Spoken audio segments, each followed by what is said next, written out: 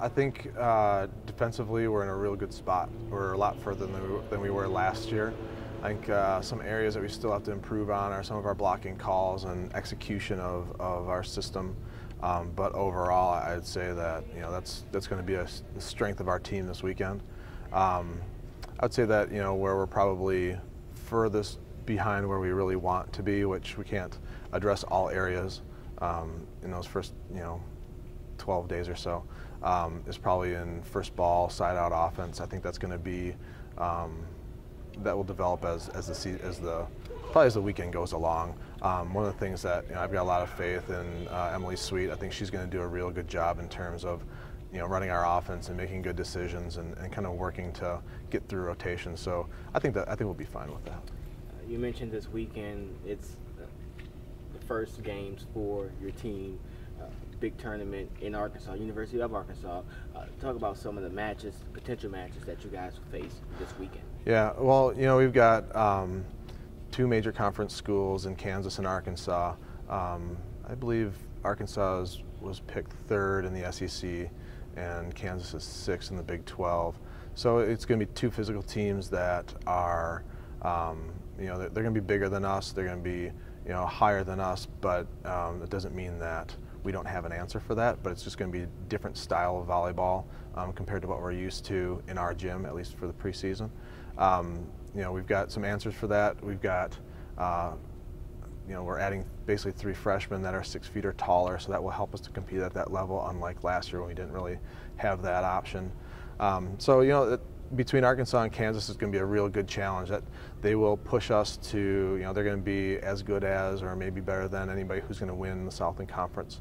So we're looking forward to them. And then UT Martin's going to be a lot like us, I think. They've got a lot of young players on the floor, return some starters, but then they'll also have some new people in their lineup. A very good libero on that team. So it'll be a unique challenge, but it's a different level of play. It's going to be a mid-major conference like the Southland, and so that's one that we're looking forward to in terms of being pretty competitive against them too. You mentioned some newcomers and the ones who have height, which is always a great thing in volleyball. Just how well are they coming along? 12 practices down. Mm-hmm. Now it's time to kick into high gear because this is when you show it's gut check time. Sure, they're doing fine. I think they're adjusting to the speed now. I think that was probably the first few practices, is that the game and the pace of what we were doing was just a lot for them. But I think now they're adjusting real well. Each one of them, they bring their different strengths, at least in the middle, Glenna and Amanda. Glenna's just big and she plays high, and so she does some nice things. Amanda does some things naturally that, she's got a nice level swing that she can pick up, attack deep into the court, tack off of hands real well. She's a real strong blocker. And then you had Katie O'Connell off of the red shirt this past season. There's another a bigger player on the outside that gives us an option to become more physical as well. But they're coming along. Katie obviously has been with us for a year, and then Caitlin Brooks is one of our freshmen as well that can play defense. She can set for us, and she's really raised the level in our gym. Talking about Stacy, she was a freshman who did awesome, did wonderful things for you guys. How much of an example is that for the freshmen who are coming in saying that you're a freshman, but you can play at a high level and achieve all types of accolades? Sure.